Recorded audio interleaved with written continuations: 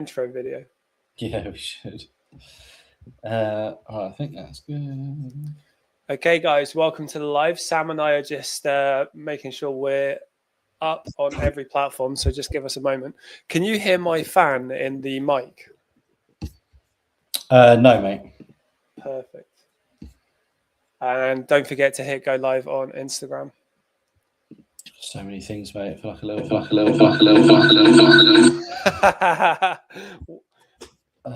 Where's Insta? That was a hell of a sentence to loop on. Yeah, so on your phone, you should see you on one side, me on the other. You just need to use it on your face, and I use mine on a mine. random account. Yes, I've got an account that I access the Seller Smart Live with. Sorry, I should have mentioned that. I forgot. So I've got one. Guys, welcome to the live. Sam and I thought we'd jump on today on a late one and have a catch up with everyone, see how you're getting on. We're just getting set up, so bear with. You guys all having a good day today? Sam, you had a good day today? Yeah, it's been all right, mate. It's been good to her. Haven't really done loads. Working. Went to the beach briefly, so that was nice. Very cool. One. I was I was watching a bunch of videos yesterday and today on living and moving to Dubai. You reckon you'll do it? I don't know. Like, I'm really bored of. I've been living in Bristol for a long time, and I'm really bored of it. And I don't really want to live in London. London's not my thing. So we were debating Portugal. We love the idea of Singapore, but it's really far away. And I was talking to Mogul a couple of days ago, and he was just raving about how good Dubai is. So I was like, all right, well, we'll go check it out for a few months, see what it's like. We might try Portugal. Who knows? Yeah, so I'm still trying to sort myself out. I got it working anyway. It's now pinging away. But mate, I would love to buy. But if it wasn't for obviously when we were there and all the missiles and everything happening and scaring my missus off, then I would. Yeah, I'd be pretty keen for it. But unfortunately, she's not playing the game. I think Portugal would be nice though.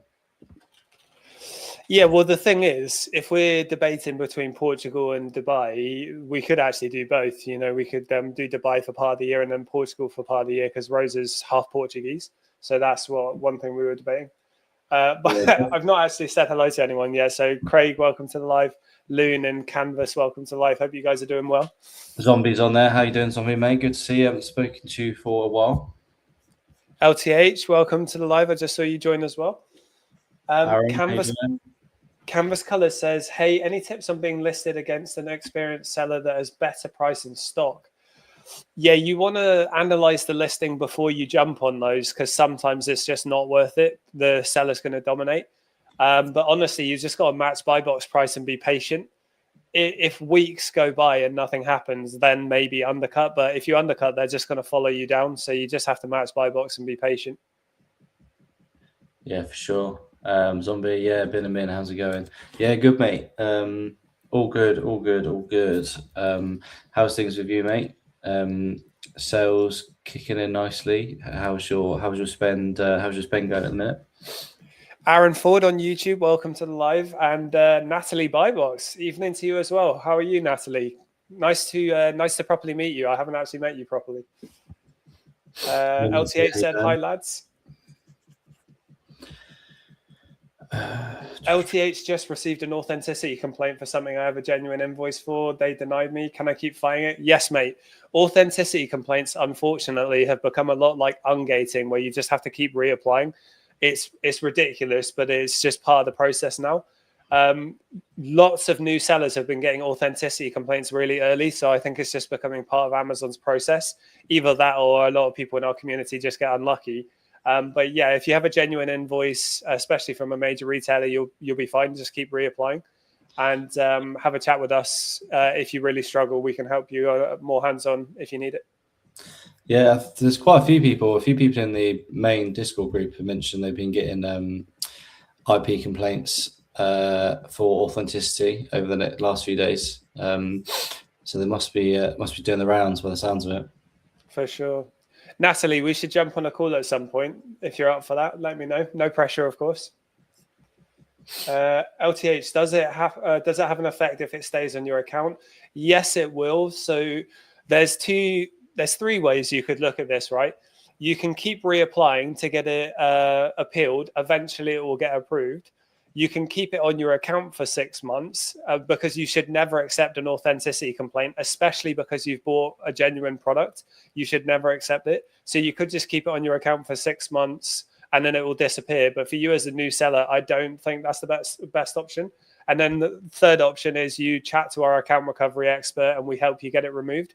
That is a paid service. And because you're brand new, I would prefer to try and help you as much as I can for free. That guy, our account recovery expert in our team, is really good. He has 100% success rate. And I actually have really good news for this live call tonight. But as I say, it's a paid service. So for you who's just got started, we want to help you because you join a lot of the lives. So I'll try and help as much as I can, but just keep reapplying. Yeah, Zombies just said he's got an authenticity claim too. I feel like with beauty products, they're rife. Every time I sell a beauty product, I always get an authenticity claim, and it's a pain to sort out. But yeah, I swear beauty products more so. I feel like there's a lot more authenticity complaints recently, and I have a feeling it's down to not customers actually thinking it's fake or inauthentic, but doing it purely to get refunded and not have to actually buy the product. Because there's so much like return fraud and all of that going on, and I feel like there's like loads of like Reddit forums and all sorts like Facebook groups on how to get, I don't know, the best out of Amazon and get refunds and everything. And I feel like that is just a method people use, and it's just really frustrating because it just shoots the sellers in the foot massively. For sure. Natalie said, I'm off with the kids this week, but drop me a message and we'll sort. Yeah, absolutely. Use seller challenge, guys, if not working every time at the moment, but only if you have account health assurance. LTH is a new seller, so he won't have account health assurance yet, unfortunately. I've not used seller challenge before. What's that? Is that a third-party service or is that an Amazon service? Seller challenge? Yeah. This is what popped up for me the other day, I think. Again, I've not used it. It's very rare I get IPs and have to really challenge much, to be honest. Let me have a look and see if it's still there. Zombie saying, I got products brand direct and still authenticity claimed. Yeah, it's frustrating, mate. At least if you bought it brand direct, you've got a decent invoice, so you can submit it and hopefully get that cleared pretty quickly. You've also said your sales been crazy the past 2 weeks, about £500 profit this week, and a little over £800 invested. Congrats, mate. Well done. That's massive. I remember speaking to you. Feels like a while ago now, maybe a good like 3-4 months ago, maybe when you first got started. So, mate, really good to hear that. It's really good. Is that Zombie getting those results? Yeah, mate. Mate, good effort. I'm so excited to see what you do in this. You're going to do so well in Amazon. I'm really happy for you, mate. That's a really good ROI. £800 invested, 500 profit. Yeah, very good. Very, very good. LTA said, appreciate it, guys. Hopefully after a few tries, it will be accepted. Yeah, just keep trying, mate. It's the same invoice I used to get ungated in the brand. Yeah, that's Amazon for you, isn't it? Ryan Stokes says, fellas, welcome, Ryan. Thank you for joining. Natalie says, new beta program for challenging account health decisions. You get 3 challenges every 6 months. Okay, that's really cool. I've not actually heard of that. Thank you, Natalie. Yeah, that was what I saw the other day. And I hadn't had a chance to actually fully look into it. Yeah, obviously. So, guys, to anyone who noticed Natalie's comment, you need account health assurance for that. So, for you new sellers out there, you're not going to have that yet. But as I say, we can help you. We'll get it removed. We've got some very saucy comments over here on YouTube saying, "Hi, Daddy." I'm assuming they're talking to you, Sam. Miller, how are you today? I'm really good, mate. How are you? In fact, I'm not just good, I'm really good. Everyone who's been watching our lives for a long time, I've been saying that I've had a section 3 for months. There was a weird bug on the system where my ASIN wasn't matching the brand that Amazon gave me a section 3 on. And we finally got it removed today. Hallelujah. So I'm going to do some social media short form videos and long form videos on that. I'll do a long form YouTube video on what you can do to protect your account and what you should be careful of. But I was telling you this, I was telling you guys this months ago, as long as you follow the rules, you will be okay. So as soon as I got a section 3, I've not stressed about it once, like not even for a second, because I knew it was just a matter of time. You just have to keep going and keep reapplying. But yeah, really good news today. So I was very happy to get that back. Now it means I can get back into selling and start selling some of these juicy wholesale leads that we've been getting. Yeah, they've been pretty good. I'm almost sold out of mine. I was just having a look to see how many I've got left. I've got 122 left out of 500, and they should be gone in the next within the next week. Very cool. That's done well. Natalie said, anyone can request a manual review. Just ring up account health and say it keeps getting rejected. Very good advice. Thank you. Rejected and can have a manual check. Decision takes 10 to 14 days. High chance of success. That's the trick with Amazon, isn't it? You really need a human to look at it and hope that whatever notes they take gets actually passed down the chain or in their system. I think I keep saying maybe their AI systems are getting better. Maybe with ungating for the arbitrage sellers out here, it's getting a little bit better. But I have no idea how Amazon spends this much money on AI and it's this bad. You just need a human to look at it and a human to actually look at it, not just get an application and then reject it, which is what happens a lot of the time. Yeah, that's as soon as a human intervenes, then it's generally okay. But yeah, it's frustrating. It makes it hard work, doesn't it? Ryan said, how common is it in wholesale for a bigger seller to come on the listing and tank the price? Sam will give you a nice little story about his trip to America with wholesale and how that went. Yeah, that seemed to happen every single time I bought something wholesale in America. And I would have obviously got super unlucky. So I set up a US store like 3 years ago. I'm no longer still in there just because I was just spreading myself too thin, really. And I thought there's so much more I can do in the UK. There's just no point. But yeah, so I went over there with a plan to do wholesale. I used to test buy a few of the products just to make sure the brands were okay and I wasn't getting kicked off or anything like that. So I'd buy, I don't know, like 10, 20 units, get them sold. They sell really, really well.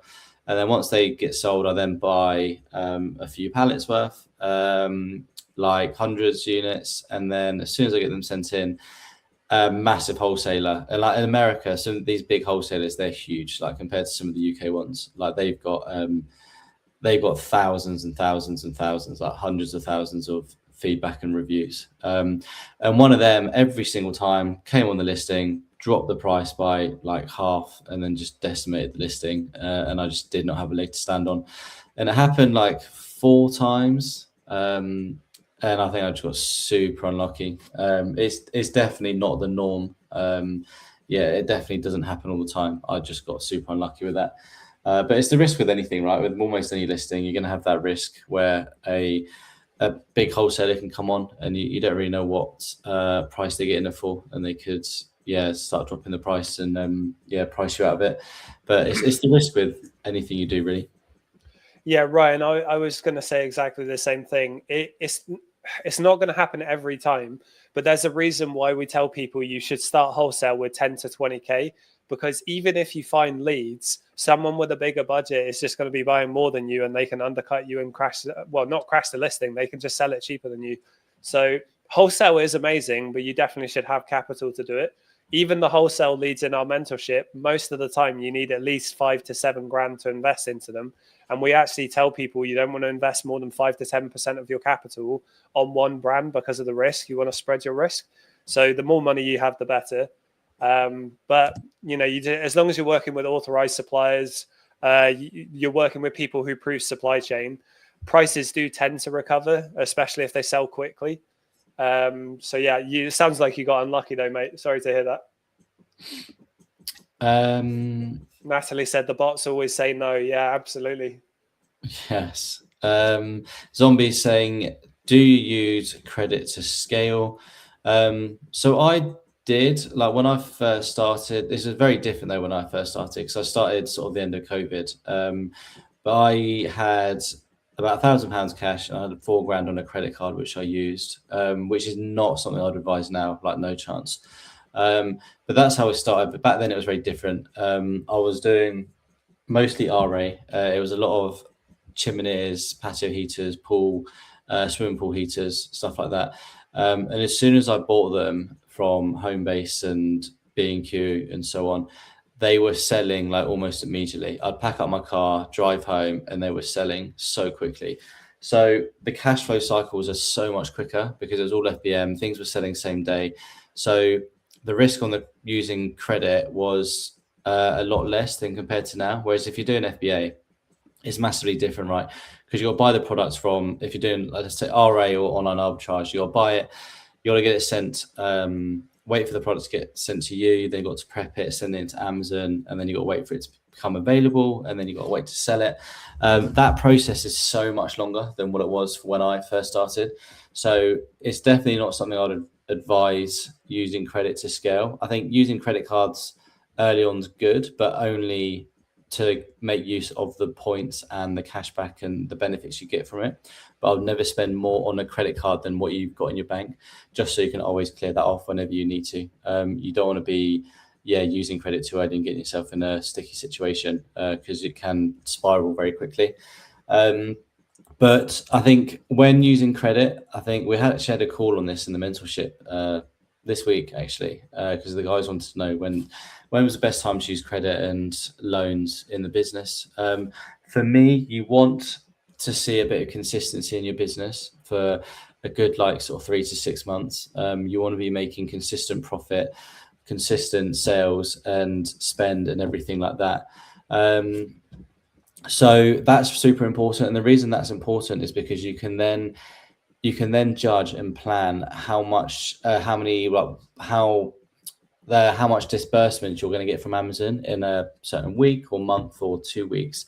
So right, every week I'm getting £1,000 disbursement from Amazon, and based on that you can then calculate your risk and how much you can afford to use on a credit card, because okay, well I can spend £1,000 on this credit card and I know I'm going to get £1,000 disbursement within the next week because that's how it's been for the last few months.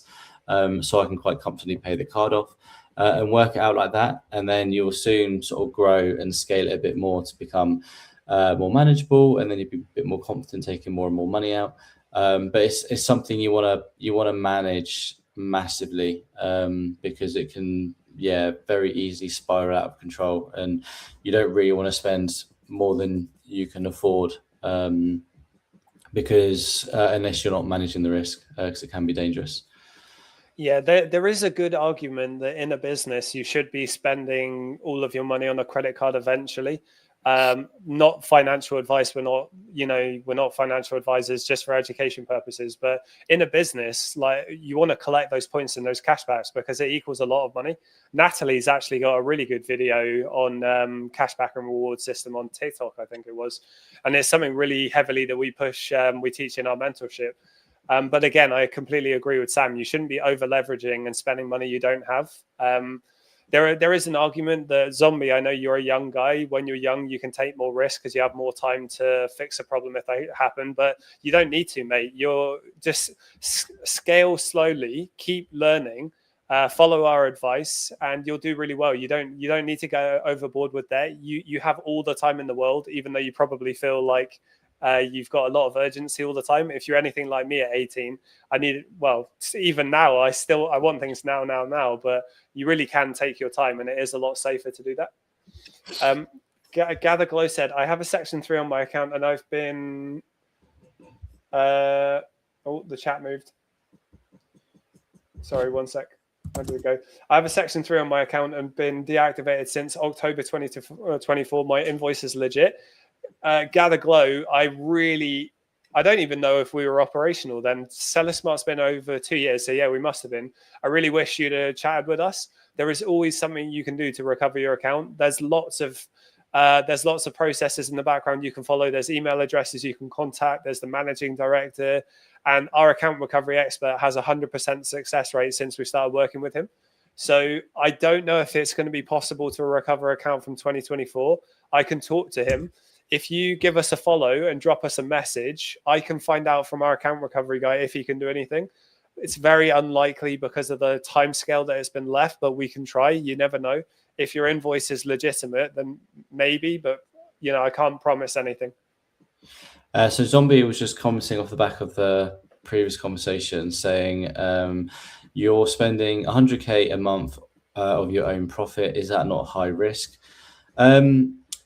I guess you need to. It's the same as any business, right? You need to take risks in business to get to places. Like you're not. How else are you going to scale and grow the business if you're not investing the money into it? Like every business is going to have its own risk. So as long as you just work within your comfort zone of that risk, to be honest with you. And for me, it's there's always a risk. Like it's been fine. I'm comfortable with it, but you want to be careful though. Like you say, of my own money, is that not high risk? It kind of is, but like even like say like an Amex card, for example.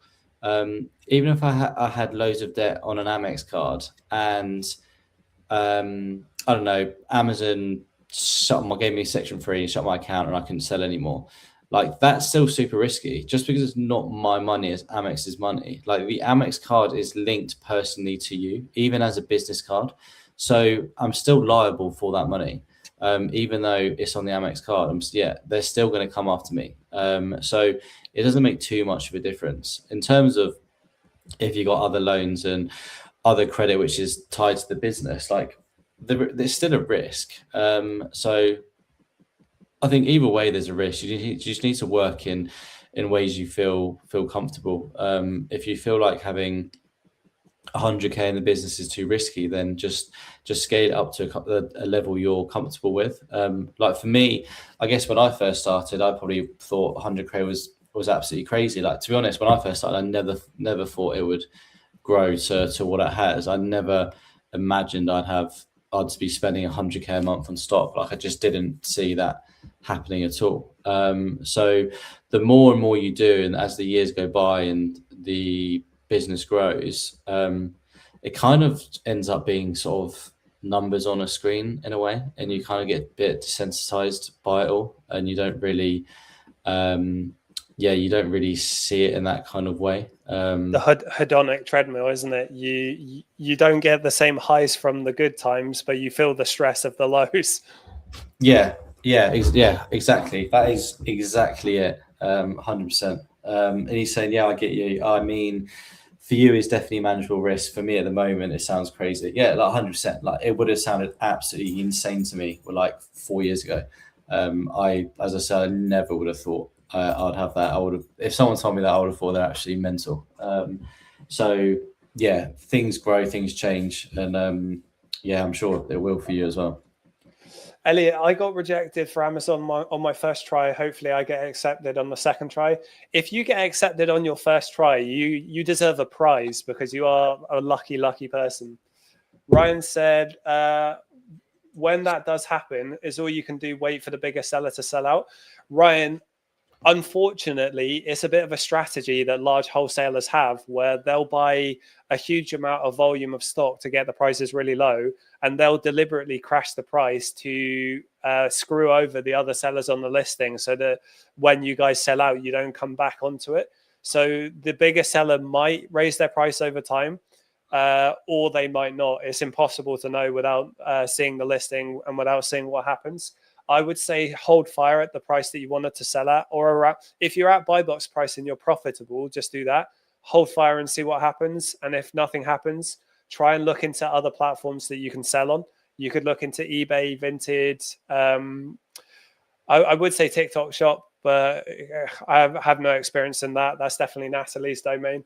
But yeah, it might just be that you have to hold for a while. It might be that you have to sell at a loss. I don't know how much you've invested, so obviously I don't want to give you bad advice. Natalie, we just got offered a 360k loan, highest one we've ever had. Tempted to do a runner. And great advice, guys. Thank you. That's 360k loan. That's really good going. Congrats, if you take it.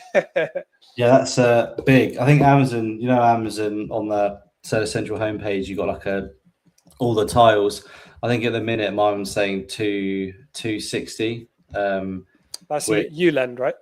Yeah, so that'd be a ULend one or the other one. Oh no, 264 currently, which is quite good. But yeah, it does. And now it's got a load of Urdu. Is that Urdu or some sort of? I don't know why that language is there. But yeah, 264, pretty big. And yeah, I could very easily, quite happily do a runner with that. Trade Bridge is the other one. You got Trade Bridge and ULend. I've not used either of them though. Gather Glow, you said thank you very much, appreciated. No problem at all. I don't think you're following us yet. Can you give us a follow so that we can follow you back? Because otherwise we can't message you on TikTok. Zombie said, "What would you rather go? What would you rather go for? Many listings or fewer, but go deeper if stable and scalable?" Good question. Very good question. And I guess it depends. It depends really on your sort of risk appetite. Like when you're first starting, I wouldn't recommend going fewer listings and deeper. I think, and even up till you get to like a decent level, you want to, in my opinion, you want to go wide and not deep. So you want to go for lots of listings and fewer stock across them because you want to spread your risk as much as possible. If you go for fewer listings, like, I don't know, let's say 10 listings and you're buying, I don't know, 50 to 100 units on each listing. Like if something happened to one of those listings or even a couple of those listings, then it's going to tie up quite a lot of your capital. Whereas if you compare that to you're on like 50 different listings, if something happens to a couple of those listings, it's not going to have a massive impact because you've still got another 40 odd, which are going to be good. So I would always say go wide and not deep. I think if you're going down the wholesale route, then you're going to be doing the complete opposite, or even like brand direct. Then, yeah, you're going to be going very shallow and very deep. So it depends what business model. I think to manage risk, especially someone at your stage, I would go as wide as possible and not go crazy deep. And then the more comfortable you get, the more deep you can go on stock. But I think, yeah, to start with, wide not deep is definitely the best strategy to manage the risk. Yeah, wide not deep is one of the reasons we tell people who are just getting started with lower capital that high ticket is a bit risky. High ticket can be really good, but it also has returns. So if you're over investing all of your capital and you don't have a lot of space, then they can cause problems. So buying lots of different brands is safer for most new beginners. Yeah, for sure. Reese boy, I've seen you in here. Leave us a comment, mate. How are you? Fola's Empire, I can see you in here. Thank you for joining. Loon and Craig, welcome. Glenn Lacey, thank you for joining. Let us know in the comments how you guys are doing or if you have any questions. How are you getting on with Amazon? Yeah, Zombie saying, all right, thanks. Currently just doing OA and A2A. Yeah, sounds good. Yeah, wide, mate. I think wide would definitely be best for you. You want to, yeah, as I say, manage that risk as much as possible. So I think that's definitely the best strategy. LMHWUHHC said, hey, welcome to the live. Thank you for joining. Yeah, Miller Does Things said, if you see this, do a big smile. Probably a bit late on that comment. I think they probably dropped off, but it's all good. I've not got any questions my side. No, it's quiet. I've not got anything much. But yeah, if anyone's got any questions Amazon related, please drop us a note. We're here to answer any questions. But if you bear with me 2 secs, I need to go grab something. 2 minutes. Yeah. So in the last week, so if you guys heard me say, I finally got the Section 3 removed, which is very exciting. Really looking forward to getting back into selling. The missus and I have been looking into living outside of the UK. I'm a Brit, true to my heart. I love the UK, but I want to explore a bit. I want to see what else is out there. Not guaranteeing to move. I think we were even considering living in Essex for a bit, but we just want to see how things go. She's got family in Portugal. Dubai looks really good for entrepreneurs and business. I might give that a try. The prep center, we do have an update. Hopefully, we will be expanding to the bigger warehouse sometime early next month. Maybe Reese, if he's on here, no, he's dropped off. Yeah, hopefully we should be expanding to the bigger warehouse soon. The only thing that's been causing delays is the bloody solicitors taking ages, like they always do. And when that's done and dusted, the software is going to be pushed really heavily. We're very excited to get the software out to people. We are having a chat with another Amazon creator in the space who also has a software. So I'm going to have a chat with him about a potential collab down the line. I think that could be quite interesting. And yeah, it's looking really, really interesting. We've had really good results with people in the mentorship recently. We've been spammed by a lot of the, not spammed, but a lot of the people in our mentorship have been saying they're really starting to notice the compound effect kick in now. So most people who do Amazon FBA will realize, hopefully, it's not a get rich quick scheme. It's a lot of upfront work, but then when it starts to work, it starts to snowball and do really well. So the people who've been working with us in the mentorship for a few months now, the results have started to compound and they're starting to see growth and they're starting to get quite excited by it. So that's really, really encouraging for us. Just earlier today, Martin in our mentorship was saying he was really losing faith in Amazon. He was doing it for 2 years. He was losing faith before working with us. Now he really enjoys it. I can screenshot a comment from him. Actually, he gave permission. He's really enjoying it. He's getting a much bigger margin. He's making much bigger money, and he's in a position where his job is a little bit at risk. So now he's thinking, hey, what can I do to make Amazon my full-time income? So that's one of the things that you can do. I'm seeing all over the news lately, and I'm seeing it, you know, my partner's little sister, she's been applying for jobs that she can't get. Loads of people are getting made redundant. It is genuinely the best time more than ever to learn how to make money yourself. And we like to sell online. We like to do e-commerce. It doesn't have to be that for you, but it works really well for us. So if you think Amazon FBA is for you, let us know, join the free Discord community and ask any questions. Going back to what you said, I was listening to what you were saying about the guy in the mentorship. He's smashing it. Like, he was so close to giving up. He'd been doing it for like 3 years, I think, maybe like 4 years actually. We started at a very similar time, and he had a VA who just wasn't performing very well. He got very complacent, just wasn't managing her at all. She was doing the bare minimal. He was just buying the leads just for the sake of buying them. They weren't very good. So he joined the mentorship. We had a couple of calls. We sort of reviewed his VA's deals. I said, look, mate, they're just no good. Like, they're not providing enough leads, and the leads you're getting just are no good. So I think I said, look, we need to have a think about this. You need to decide what you're going to do. If it was me, I'd be letting her go and I'd be trying to find a different one. And literally, as we had that conversation that night, she messaged him, said she was going to quit anyway because she had another job. And then he ended up getting another VA. And he was doing like 15% ROI or something like that, running like super low. He was making, I can't remember how much he was making, like a couple of grand profit a month. And now he's doing like 40, I think his last month was like 44% ROI. And he's doing so much less rev, and his profit is so much more than it was beforehand. And it's made a huge difference. Like, he's proper turned it around. He's really buzzing about it because it's just given him, like, joining the mentorship, just giving him another new lease of life, isn't it? Yeah, exactly. So yeah, he's buzzing and he knows he can sort of scale it further, and it's just helped him. And I think it's just changed his mindset a little bit as well, just to know what he could achieve. And I think if he didn't join, I think he definitely would have quit. So it's good to see he's doing really, really well, and it's been making a big difference for him. It's important to mention as well that the new VA he got through us, he hired a VA through Recruit Smart, and they were a smash hit from the get-go. So we have a really strict process with the VAs that we hire and train and recruit and upskill. And we actually don't pass most of them. The majority of them don't pass our criteria. We keep working with them and developing them. But yeah, Martin went from the bad situation with his original VA to an amazing one. And now, since working with us, has been doing incredibly well. And he's one of many stories of people we work with. We're very, very passionate about helping people. We're very passionate about people who put their faith in us.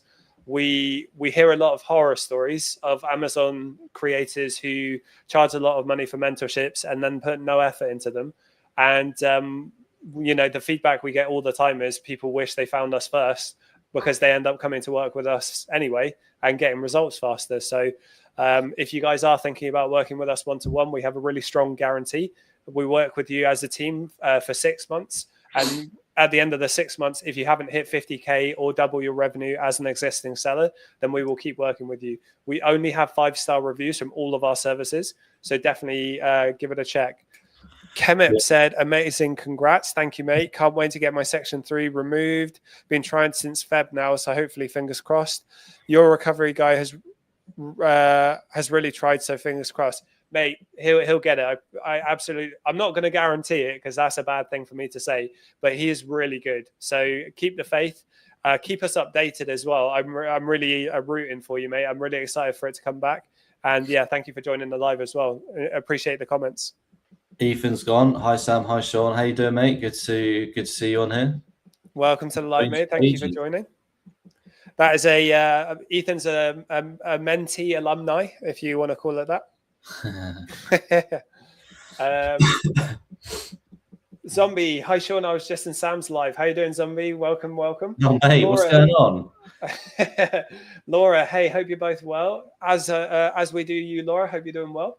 With OA, would you say the best way sourcing products is through Keeper? No, I don't think Keeper is the best way to source. You need Keeper to do the analysis on the listing to determine if it's safe.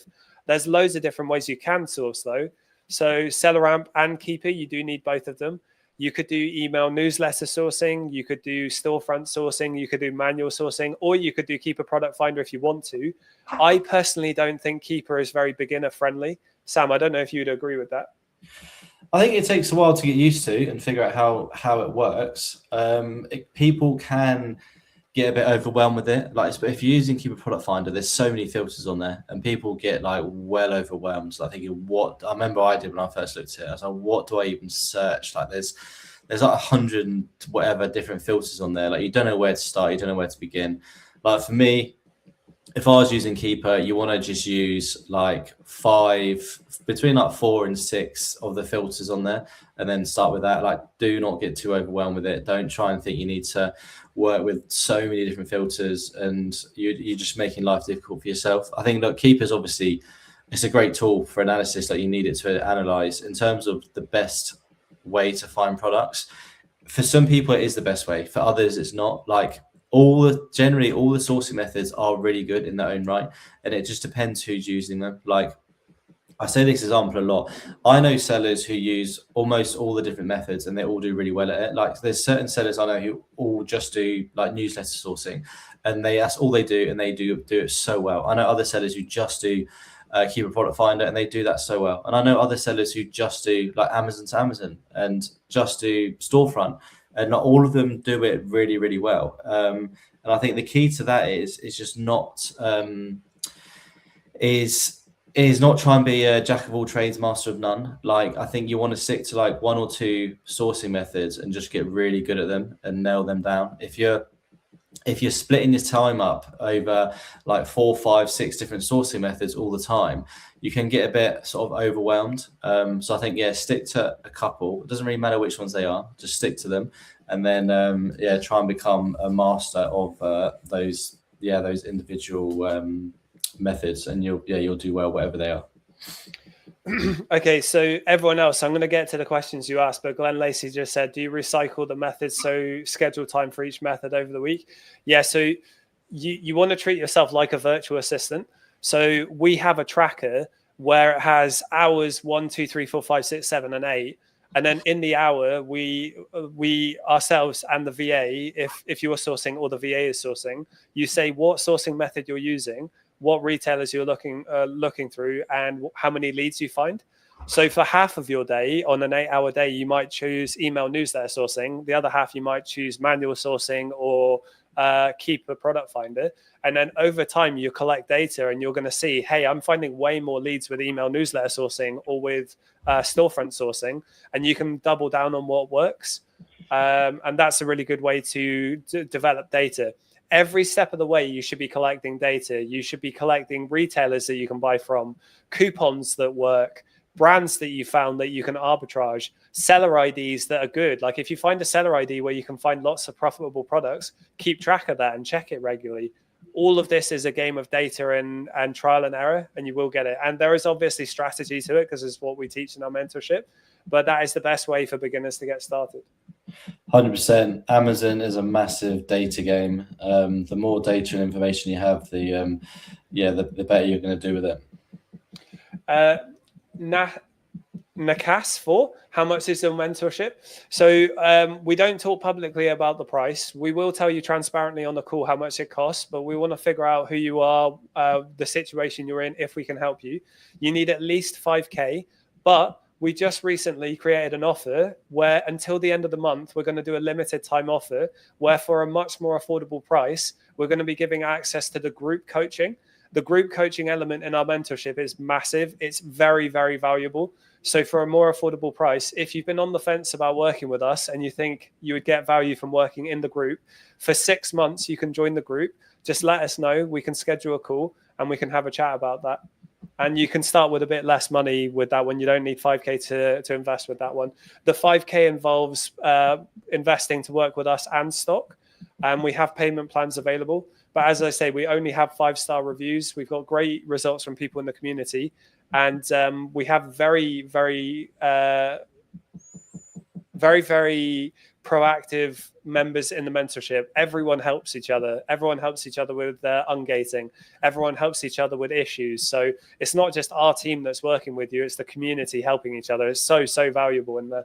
It's a really good community at the minute, and they're all super, super helpful. And I think the group, there's so much value in the group itself. Whenever like a mentor finishes, a mentee finishes, we always have a call. There you go. Sam's just commented on YouTube. Mentorship is fire. Week 6 and 5K in rev. Loving your work, fellas. Thank you, mate. Big up yourself. Sam, you're a legend, mate. Thank you for the comment. There you go. So, sorry to just interject. We've had Ethan, who's in our mentorship, and Sam just comment, and we have 125 positive reviews, no negatives. So, really, genuinely, I hope the results speak for themselves. I'm not going to say we're better than everyone else. I believe that, but the only reason I believe we're better is because no one else cares like we do. The entire team is so passionate. We're so passionate in the background about when the people we're working with get good results. It's so fulfilling. We love it. So if you are going to choose to work with a mentor, even if it's not us, make sure you trust who you're working with and make sure they care and they're actually going to put effort in, because a lot of them unfortunately don't. Yeah, and I think so. Yeah, what I was saying is we have calls whenever someone finishes the mentorship. We have a call, like a bit of a closeout call, just to see how they got on, if they got any feedback, any suggestions on how we can improve it, and stuff like that. And a lot of the feedback, I've had it quite a few times now. They're always so impressed with how I managed, because we have weekly live calls as a group, and they're always so impressed how I seem to come up with a completely new topic every single week, and they just don't know how I pull out of the bag. And to be honest, it's been a struggle at some points. I'm sitting there thinking, mate, we've had so many calls. Like, what is there left to talk about? It's like 44 group calls now, isn't it? Yeah, it's over 40 now. And they're all recorded, by the way. So if you were to join the group, or if you were to join the one-to-one, every call is recorded and you get access to every single historical call. So there's some bangers in there, including guest speakers who came in and shared some source. Yeah, definitely. But yeah, we always manage to come up with some new topics to discuss, and they're all super, super valuable. So yeah, lots of benefit being in the group for sure. Zombie, do VAs get training? If so, where can I apply? Yes, so Our niche within VA recruitment is very much focused on people with 2 years experience. We're actually going to adapt the offer soon. I think we're going to scrap that. Well, not scrap it. I think we're just going to adapt our offer. We have a lot of virtual assistants who have 2+ years of experience and have passed our strict criteria, but we also have a lot of newer VAs that we've developed with our own internal courses and development. We've done a huge amount of work in the background. I'm talking over a year's worth of work, building training modules, processes, screening processes, and candidate sourcing processes. The team's done an amazing job. So if you want to chat to us about that, you can schedule a call. If you go to our website, on the drop down, you can see our prep center of hiring a VA, our mentorship. All of that's on our website, which you can get to, link in the bio. And if anyone is in our free Discord community, all of it is in there as well. You've got hire a VA, prep center, and all of that stuff. I think I might make it a bit more easy to digest soon by separating the categories if it's not already. I can't remember. I haven't looked at it in a while. Glenn Lacey. Oh, no, I read that one already. Laura, I've been struggling with keeper and OA, mainly doing wholesale. Thanks again for the advice. Laura, how much cash are you starting with? And if you're going to do wholesale, I do think keeper is a good one to go for. My first wholesale brand direct thing I got was with Jungle Scout. To be honest with you, keeper's cheaper and it does the same stuff. But it depends how much cash you're starting with. If you're not starting with a huge amount of capital, just do OA. OA is better. But again, you need SellerAmp SaaS. You need SellerAmp and Keeper to do it properly. We have a sourcing course coming out sometime next week. It was only delayed because Sam's recording studio screwed him over a couple of times. It's going to be a lot cheaper, a lot more accessible, and it's only going to be to do with sourcing. So if you wanted to wait for that, you can. We'll be posting that next week. But yeah, just ask questions away. We're happy to give free advice on this live as well.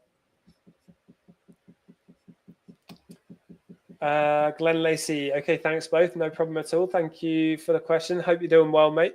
How are you getting on at PrepSmart, Glenn? How are you getting on with it? I hope well. Now that I've asked, I hope well. No, terrible. It's crap. Yeah. The feedback we had a couple of days when you and I were last on a live call and said, yes, all right. I was like, okay, we need to get it to really good. You got any more questions on your side? Overtime. No questions my side. My laptop sounds like it's going to blow up. It's hot, isn't it? So the weather's probably causing it to overheat as well.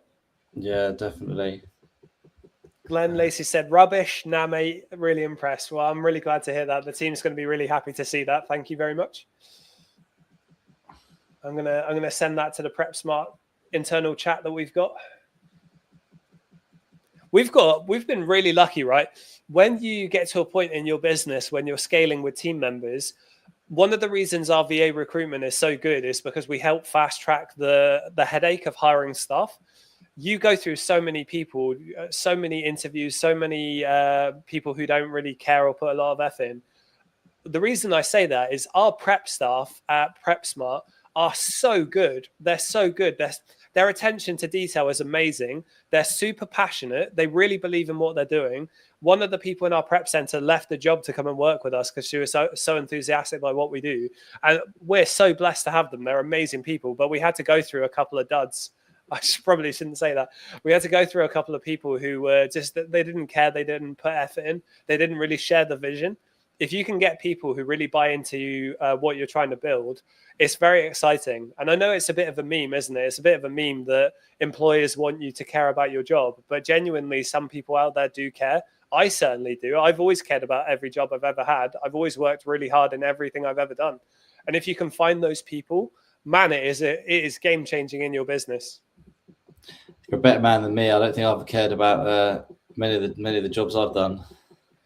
I was raised by a very working class family where it's like, if you're going to do something, do it right. So, you know, I was a paper boy when I was 13. I was the fastest till scanner at Tesco's. I was the fastest delivery driver at Sainsbury's. I was the fastest promoted person at Microsoft at my office. And our team got the best stats. I love doing that. And I'm always competing against myself, always myself, never anyone else. I was always like taught from young that you want to, and you need to get a job early and make your own money. And I think having I've always been very work driven, but yeah, not so much actually enjoyed the work I've done. But yeah, I had a paper round when I was like, I don't know, however young you can get, either maybe like 13, you can get a paper round. I don't really know, super young. And then I worked in a hotel from like 14, 15, whereas I don't even know if people would hire you at that age these days. I feel like they won't. But yeah, I've had jobs since super young, and I always wanted to earn my own money and do that. Do you know, so I'm going to date myself here. When I was 13 and I had a paper round, I grew up in a small village, and you didn't have mobile phones back then. That wasn't a thing unless you were super, super rich. And on my paper round, the sheet of paper where it gave all the addresses that I had to deliver to with the paper that was associated, it said at the top of it, paper slave 3000. And I was getting paid, you know, I would work all week on the paper round, I would get paid, and then I would spend all of it in the same shop on sweets because it was so little money. But yeah, I remember when I used to do the paper round, and I think I did it like maybe like once a week or something, and I think I get like £12 or something. And I'm pretty sure that wasn't like a week. That must have, I don't know. It was such little money, and I was looked at it thinking, 12 quid, like all that work, and like, oh, this is all I've got to show for it. But I think it's I suppose it's character building. And I remember there was one house I used to go to with a paper round, and it was really old bungalow. You have to go through the gate, and it was all overgrown, everything like that. Every time I knocked on there, no letterbox, I used to knock on the door and give them the paper. And she used to come out and she used to have like a little Rocky chocolate bar she used to give me. So I used to chill on that as I finished the paper round. Very cool. Yeah, but it was very little money. I got £1,000 in Christmas tips one year. £1,000 from one person or split? No, it's from loads. I did loads of different routes. I did loads of paper rounds. I got £1,000 one year over Christmas, and wow. I was getting paid like 13 quid a week, as you say. So it was a lot of money to a kid. When would that have been? That would have been early noughties, I think, something like that. Yeah, I would have loved that. I think the biggest tip I got was like Rocky Bar. That was all I get. People certainly didn't tip round near me. I was a cheeky little sod though. I would schmooze up to the OAPs in the old residential home that I went to, and I gave everyone handwritten Christmas cards, and I was always really friendly when I met them. That's so funny. Well, it's obviously paid off. Yeah, it was the year after that. I expected the same thing, and I got like 50 quid. I was like, yeah. I can't remember. I don't think I did paper round for long. I don't think I could be asked with it that much. And then it was to the hotel. Right, FBA related anyway. Someone's wrote a comment on YouTube. Are you guys mostly OA or other methods? Yeah, so everything I do is OA. All online arbitrage. I've done a little bit of wholesale, but yeah, not much to be honest with you. Like I placed one wholesale order this year. I placed a few during sort of Q4, but yeah, it's all online arbitrage, and I guess Amazon to Amazon. I sort of class that as OA in a way. Others don't. Yeah, OA and online arbitrage. I mean, OA and A to A. Glenn Lacey said, "Can't say I enjoy work sometimes either." Yeah, I get it. I'll tell you what, though, right? I really, really like life. I really like life. And I've always hated working with people who say, it makes time go faster. Because I'm like, mate, you've only got one life. Why are you wishing it away? Why are you working a job that you hate? So for me personally, I've always tried to see the positives in things. And if something's really crap, I don't stick with it. I don't stay there. But yeah, not every day is going to be a good day, right? Everyone has ups and downs, ebbs and flows. But yeah, I've never enjoyed this British mentality of wishing time away, because unless you believe in reincarnation, you only live once. So Sal says, how to avoid invoice problem in OA. What do you mean by invoice problem? You shouldn't really get many invoice problems. As long as you know where you're buying from and you're buying from legitimate retailers, you shouldn't really have too many invoice problems. Is there like a specific problem you've had or a specific problem you're talking about? But yeah, you shouldn't really have invoice problems as long as you're buying from legit places. Then yeah, you should be pretty good. He probably means with ungating and stuff, but that's just part of the game, mate. Yeah, I think you have the same problems with wholesale. Like even more so. Yeah, so it doesn't make much of a difference, to be honest with you. And then Chemip says, does your new software cover A2A? Yes, it does. I'm not sure. Go on. It's desperate. Yes, mate. Yeah. So our software, right? We had custom-made Airtable databases, and we made software to find leads for A2A and EU A2A. So then we combine the two. So we have automated admin and sourcing with EU A2A. The sourcing is going to have every major retailer added to it, and it's going to have wholesale leads added to it. We are very excited. It's got incredible tools. I really wish I could show you guys more of the software, but until we're ready to get it out into beta, I'm not publicizing the features because people will steal them. We've had that happen in the past. People were taking credit for ideas that we came up with. We need to move to the bigger prep unit first. As soon as we've moved, we're going to push the software really hard. It's very exciting, though. It's very cool. And back to Sal with the invoicing. So problem with new accounts, Amazon won't accept legit invoice. They will accept them, and they do accept them. It's just a numbers game. Like, would they accept them first time? Probably not. But it's the same. Would they accept a wholesale invoice first time? Probably not. Like, it's just part of the game. It's just when you're getting ungated, I assume maybe if you're using it for ungated or if you're using it for an IP complaint or something like that, it takes time. Like it's taking me like 20 times sometimes to get ungated in something, and you just send the same invoice over and over and over again. So it definitely works. Like, we got a big ungating channel in our mentorship, and everyone gets ungated. It's just a matter of when. Like, I don't know if we've actually got someone in there who has never been able to get ungated in a certain brand. Like, everyone has managed to get ungated. It's just a matter of when. Some people submit 2 times, 3 times, 5 times, 15 times, 25 times. Like, it's just persistence. As long as you keep submitting it, you will get ungated. And it's very similar for the IP complaint stuff as well. Amazon they used to be a lot better, but now they've gone down the route of sort of the ungating. So I got an IP on Estee Lauder the other day, and I bought the products from, I can't remember where I bought them from, Estee Lauder themselves, actually. And it was an unauthentic complaint. I submitted that invoice 17 times, and it finally got accepted on the last time. Like, it obviously wasn't inauthentic. I bought it from Estee Lauder themselves, and it took 17 times, but they did accept it. It's just persistence. I've got a little bit of a backlog on TikTok questions, so I'm just going to rifle through them. Glenn Lacey, dogs were always fun putting papers through. Absolutely. Shawnee B for Prime Minister. I talk too much sense to be in politics. Laura, I started wholesale in December with about 1K. I'm on this month. I'm on 4.6 revenue. Well done. Slowly scaling. That's really good. Keep going.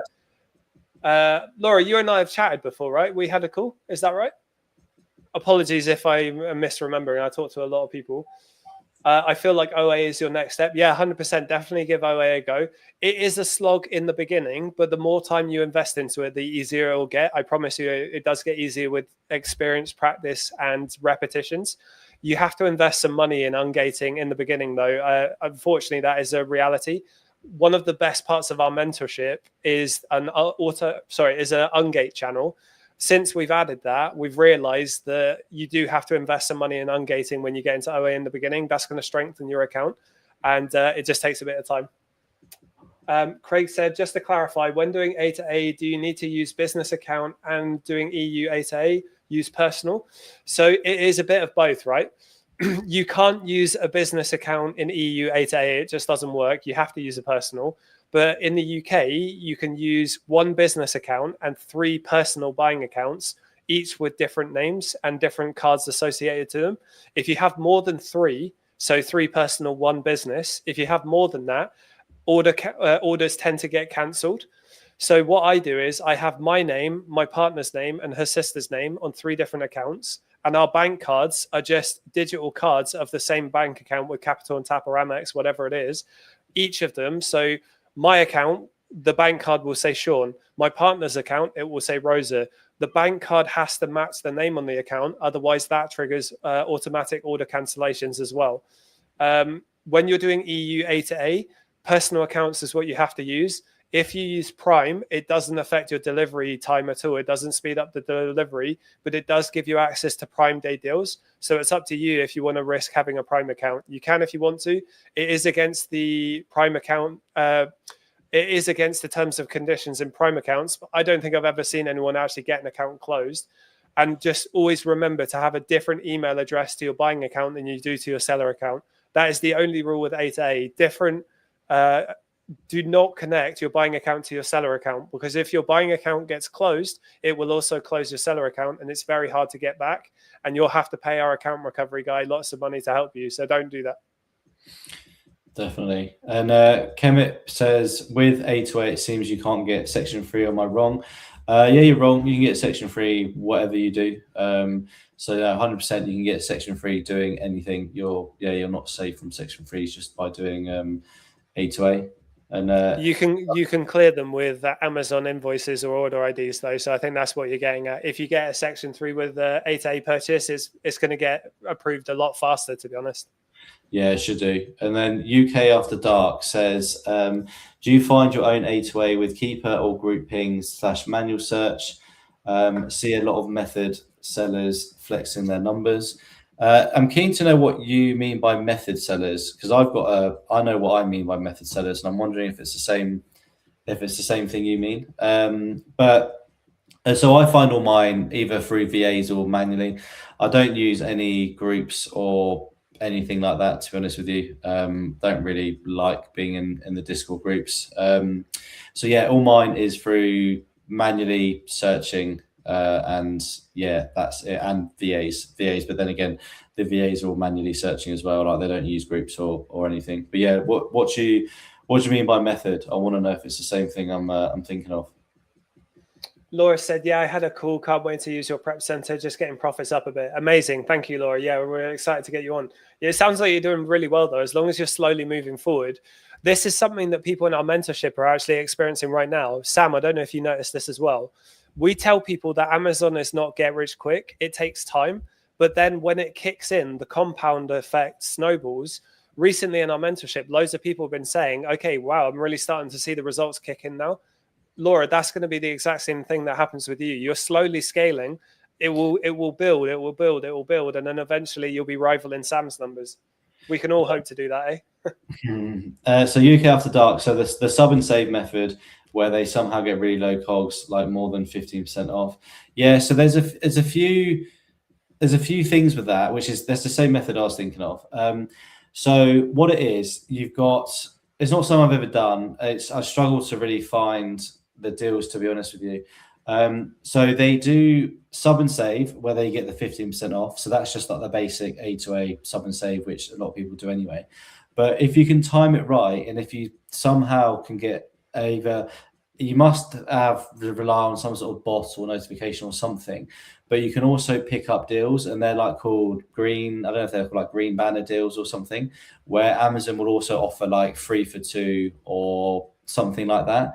And then what it is, you'll get a price drop, you'll then get the 15% off, and then you can then get a 3 for 2, and then you can get super low cogs doing that. But how they find them so quickly, I'm not entirely sure. But there is a group of people who have done this method thing, and I've found out by actually speaking to some of them, a lot of it is pretty dodgy. Like, they go through so many Amazon accounts, and you've probably seen them. They've been in loads of different Discord groups saying, oh, I want to buy Amazon account, want to buy business account, want to buy this account. And the reason for that is because Amazon closes all of their accounts down. And the reason they do that is because there's a lot of dodgy dealings involved, where they will, I'm not sure exactly what they do, but all I know is they end up getting a load of stock for free. And I assume by either saying it's not arrived or it's expired, out of date, or something like that. So they get a load of free stock in, and then that's how they get super cheap cogs. So even if they get like half the stock for free, they can adjust the cog across all of it and get dirt cheap cogs. And then Amazon will then close their account if they do it so many times, and then that's why they want new accounts. So it's something you want to be mindful of. Like when you see all these guys doing like crazy numbers, just be a bit apprehensive. Generally, if something's too good to be true, it generally is. And yeah, it won't be long before they're caught out. But you can definitely do the normal sub and save where you just do save sort of 15% off. But yeah, there's some guys are doing a lot more than that, and I'm not sure how long it will last for, to be honest. It goes without saying, but literally everything we teach is above board and best practices, because we want to be in this game for a long time with longevity. You need to follow the rules, and that is essentially fraud at the end of the day, isn't it? What Sam was just talking about. So I wouldn't recommend going down the dark side with it. Just do everything by the book. Amazon has so many rules and compliance violations that you can get. It's better to just play it safe and follow the rules. There's a lot of people on Amazon who bang fraud all the time, and it's absolutely mad. Like the amount of sellers who do it, and their time is numbered. It will come around and get them. Tay 3 is, during Amazon seller sign up, can I sign up as a sole trader then register as it? And how do I deal with ungating in online arbitrage? Yeah, so a lot of people do sole trader first. I personally went for an LTD first because I knew I was going to do Amazon long term, but it's up to you. You can register as a sole trader and then you can create your Amazon account. You want to get the paid Amazon account, not the personal plan, whatever it's called. You want to get the paid one. You only need Keeper and Seller Amp SaaS. You don't need to get anything else until our software is ready. And with ungating, we have an auto ungate checklist that you can get for free in our Discord community. Go through them. It does help. The more ungated you become in brands, the more ungated you get in other brands. What you want to do is you want to learn how to source, find a product that you want to sell, and then try and find the cheapest product within that brand to ungate. So if you find an HP printer for £50 and you want to ungate it, but it's 100 units to ungate, that's really expensive. Whereas if you find an HP mouse for £5 and get 100 units, it's a lot cheaper. Obviously, that's still £500 for a new seller, so it's still a lot of money. But in our mentorship, in our ungate channel, we have really good 100-unit ungates for very cheap prices because we're good at finding them. So that's what you need to do. You need to invest a bit of money in ungating. But don't just buy random ungates. Find the products you want to sell first. Make sure you can sell them, and then get the cheapest product in that brand to ungate. So Ahert on YouTube said, how would one go about networking for a business generally in the most productive and progressive way? So yeah, really good question, to be honest with you. And I guess it depends what sort of scale or what sort of stage you're at. Like if you're just starting Amazon, I think joining a Discord group is going to be important, and then just try and be as vocal as possible in the group. That's what I did when I first started. I was super vocal, always talking to people, always asking questions and sort of engaging, and then people sort of get a feel for what you're about, who you are, and then you get a bit sort of chatty and pally with them. But I think networking with other sellers in similar positions to you is really important, and just message everyone and anyone with questions. Like I remember when I first started, people used to post in Success, like at the time what I thought was like a crazy month and really good profit, and I'd message them and just ask them questions and just see if they responded. Like sometimes they won't respond, but a lot of the time people generally do respond, and they will help you out, and that's a really important way. But I think, yeah, again, if you're like scaling up a bit further and you want to take a bit more serious, like there's lots of networking groups in most people's like local areas. Like I know for me, around near me, there's loads of business sort of networking groups where you're meeting with other sort of business owners doing their own thing. So those are really good. Some of them are free, some of them are sort of paid monthly things. But yeah, there's lots of different networking groups you can become a part of. If you want something specifically for Amazon, then yeah, just join a Discord group and then just chat away and message as many people as possible, and that's a great way of doing it. Yeah, I think the only thing I would add is Seller Smart is a company because we networked and met each other. That's the only reason it exists. And you're going to go through a lot of volume. A lot of people don't share information. A lot of people are not, you won't vibe with them. And to be honest with you, there's a lot of like arrogant tools, especially in the Amazon space. So you want to avoid them. But you will eventually find people that are amazing. And those are the ones you want to double down working with. If you have an open mindset, an abundance mindset, and you share ideas, you give information, typically what I found, I'm sure Sam will agree, what I found is the more I give, the more I get back. The more I give out and I'm willing to share, the more the universe gives back. Not a hippie, but it's true. So just keep networking, keep going. We actually probably are going to do a live event, maybe sometime next month or the month after. We'll do a live, we'll do a live, like, what would you call it? Begins with C. What's it? Conference. Yeah, we'll do a live conference probably at some point next week. So if anyone out there wants to network and learn a bit, we haven't decided what we're going to teach in the conference, but it is something we need to get started on doing, I think. So we'll probably do that next month. And UK After Dark has said, has OA become hard over the last few years? I moved away from OA in wholesale and starting to look at OA again. It feels like there's less deals out there, probably just a skill issue. There's definitely deals out there. I don't think it's changed a huge amount, if I'm honest with you. It's pretty much the same as what it always has been. There's definitely deals out there. It's just knowing where to look and how to find them. But yeah, like I spend enough money on sort of OA leads every single month. So yeah, 100% the deals are definitely out there. It's just knowing where to look and the sourcing again to get back onto it. Yeah, UK After Dark. When did you get back into OA? Because obviously we're now in Q3 and deals are a lot more available than in Q1. If you got back into it in Q1 or Q2, a lot of people were saying they were struggling back then. But yeah, it's definitely getting a lot more fruitful lately, I would say. Yeah, Q1 was a bit of a slog, I'm not going to lie. Always is, though, so there's no surprise. Kemip said, have you noticed less competition on Amazon now with 100 ungate, or is it not the case? That is a really good question, and you can actually prove it with data. Amazon is way, way less competitive now than it was when I started in 2023. If you look on Google Trends and you set it to worldwide or UK, if you set it to the UK, in 2023, when I joined, it was 100 on Google Trends. It was the most viral it can be. Right now, it's really out of fashion. In the UK, 70,000 new Amazon seller accounts are created every year. 68% of people never make a first sell. And the vast majority of people who do make a sell never make it to one review. And the 100 ungate thing has just made it even less competitive. So that's a good thing. Like, I definitely think it's easier now than when I started 3 years ago. Way, way less competition. There's just more hoops that you have to jump through. But that's where we can help. You know, that's why we're here. We can help you navigate the tricky waters because Amazon don't make it easy. You've got those stats on lockdown now, haven't you? You say them enough times in the lives. And yeah, I did a YouTube video on that. So if anyone wants to check it out on our YouTube channel, you can.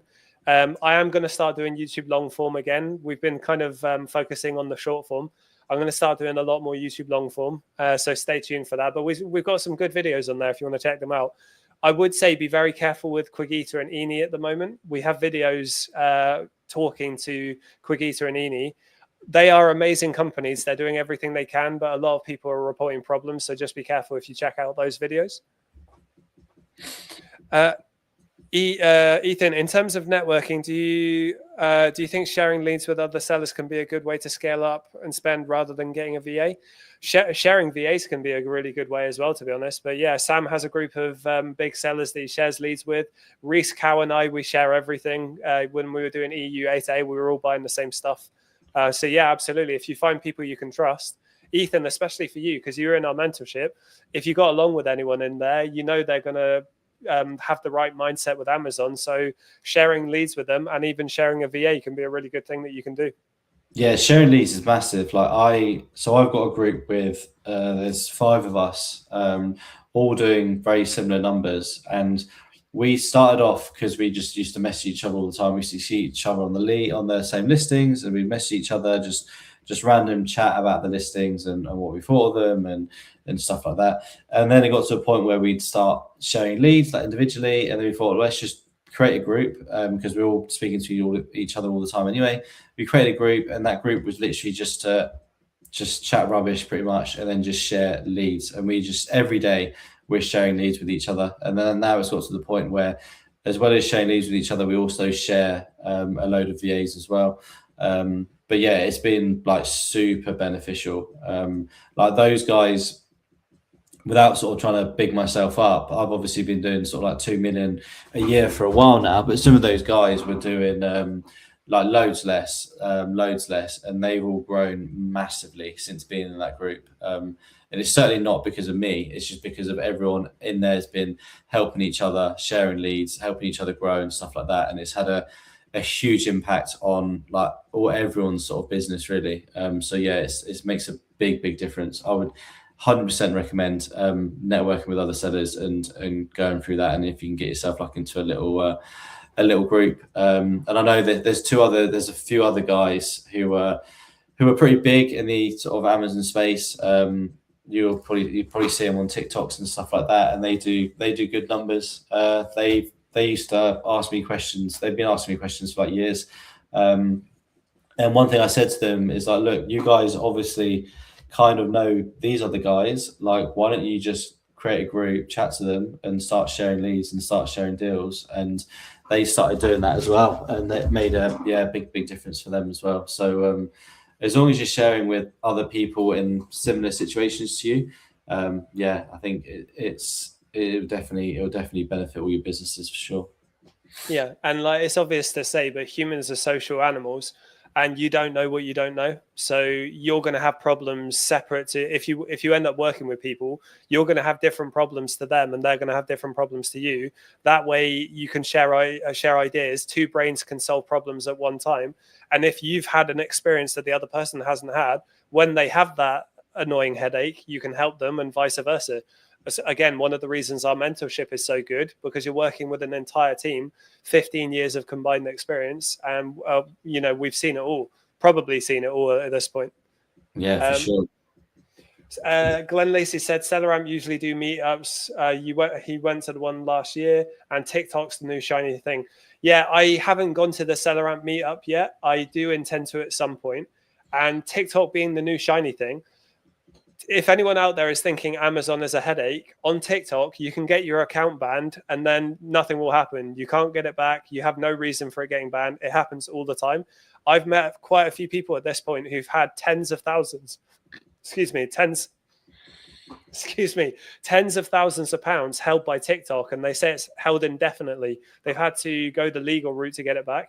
And TikTok being the new shiny thing, what TikTok does in a year, Amazon does double that every quarter. Amazon is so much bigger. So again, like obviously you guys do whatever you want to do. Amazon isn't for everyone. It can be tricky, but whatever you decide, stick to one thing. Don't jump around. Don't try to do TikTok at the same time as Amazon, at the same time as eBay. Just stick to one thing and get really, really good at it. Put as much effort in as you can for at least 6 months. Figure out if it's for you. And if it's not, you've probably learned a lot along the way. So it's not a waste of time. UK After Dark says, how do you deal with your returns? So it depends what sort of returns they are, but you want to be on top of them massively. So whenever I get a return and have to do a removal order, I will inspect every single, I won't, my prep center will inspect every single product. They will let me know the condition of all of them. If they're new, they go sent straight back in. If they're used, we will look to see where we can sell them, and I'll look to try and sell them on the most profitable platform, whether that is eBay or Vinted, which probably is never going to be Vinted. That's more for like liquidating stuff. Or if it's Amazon, then I'll create a used SKU on Amazon and get them sent back there. If it's completely damaged, again, I will look to see if I can get some sort of warranty claim for it or some refund from somewhere, depending where I bought it from. Worst case, I'll then just list it on Amazon. If it is completely damaged and unusable, I'll just list it on Amazon as damaged, used for spares and repairs. Do it as an auction, start at 1p. and then just see what happens. And you'll be surprised what people are willing to pay for things. Like I had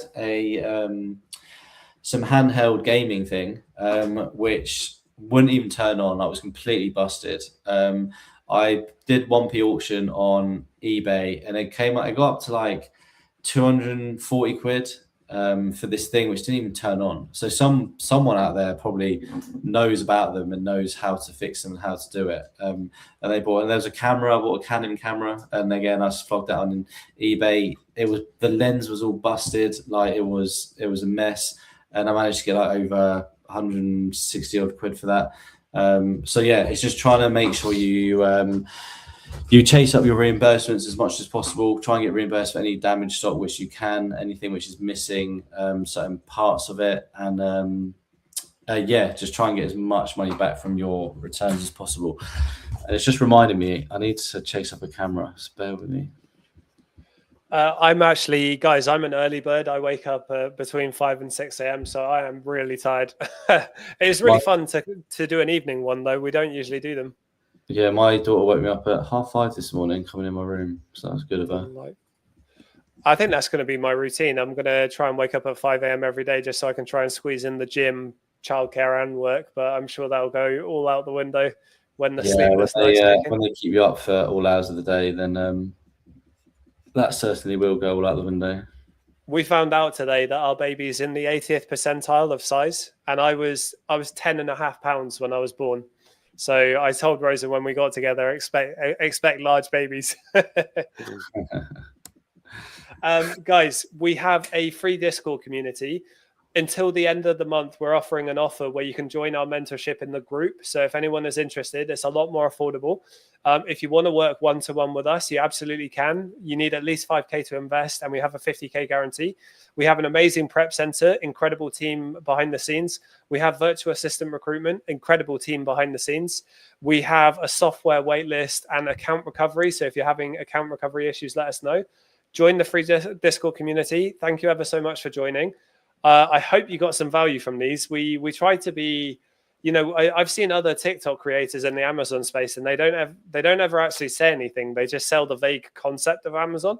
We like to take a more practical approach where we tell you what you actually need to do. And very soon we'll start to visually demonstrate certain things as well. We'll start to do some lesson planning. Kobe, every time Kobe joins the live, I'm leaving it every single time he joins. Mate, I'm so sorry. It's really good to see you, brother, but we'll catch you again soon. We'll be live tomorrow. Don't worry. Glenn Lacey, thank you for joining. And yeah, guys, thank you ever so much for joining. We really appreciate your commenting. If you join these lives, give us a follow, hit the like button. It really helps us build our business. Our business model is to help you grow yours. So yeah, really appreciate you. Have a lovely evening, and we'll see you tomorrow. Sam, really good to see you, mate. And you, mate. See you later, guys. Thanks for getting on.